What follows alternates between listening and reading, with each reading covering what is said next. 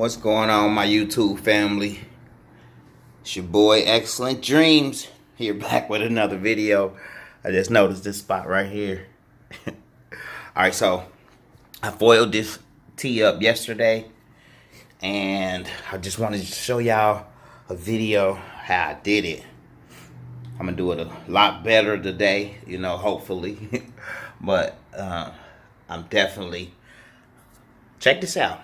Alright, so I was walking through the hardware store the other day, came across this gutter cover. Like, you know what I mean? That's basically what it is. It's a gutter cover. You know what I mean? And I was like, that'd be great.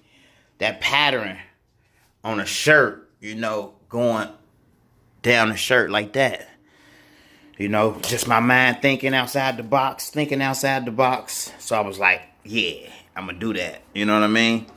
So here I have my shirt here.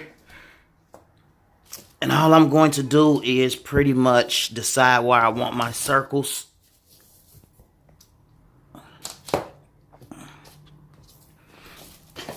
Alright. So I pretty much want it going somewhat a little past the collar. And I think we're going to slant it all the way across the shirt like this. So that's good. Perfect. But what I'm doing today, what I'm going to do today is use masking tape to actually mask off areas so I got a more defined, sharp edge. All right? Okay. Now I have my shirt mask off. Mask off. All right, so now I got my shirt masked off. And I'm just going to be spraying in this area right here. I mean, that'd be pretty slick just like that, even if I just sprayed, you know, straight lines going down it like that. But I definitely want this pattern in there. I can even use this pattern, you know, and do like a brick design going slanted on there.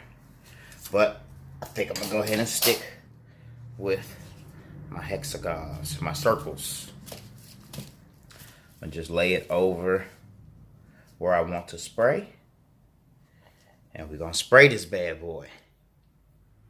All right. Now I have the shirt sprayed. As you can see, the design pattern is there.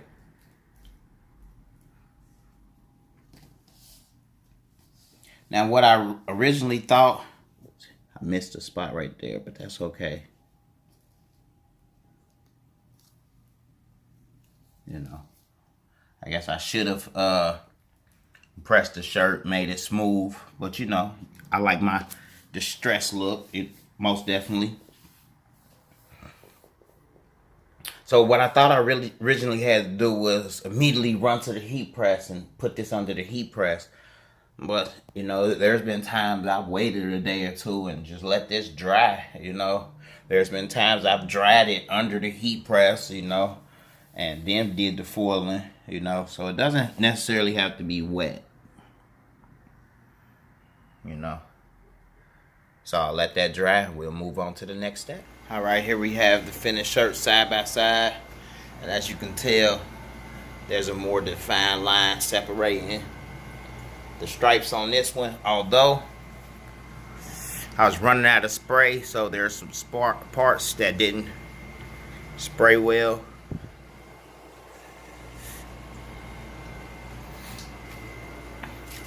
So I guess I'm still maybe liking this one.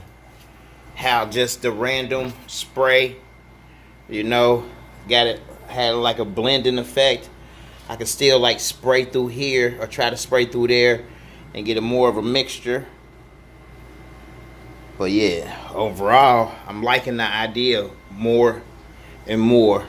The more things I find to pretty much create that stencil for me and just create like different one-of-a-kind looks on shirts. If you're definitely enjoying this video, please smash that like button. Also leave a comment down below whether you like the one on the left or the one on the right. If you haven't subscribed to my channel yet, please subscribe. We'll definitely do more and more videos just like this, showing you guys, you know, different things that you can do with a heat press.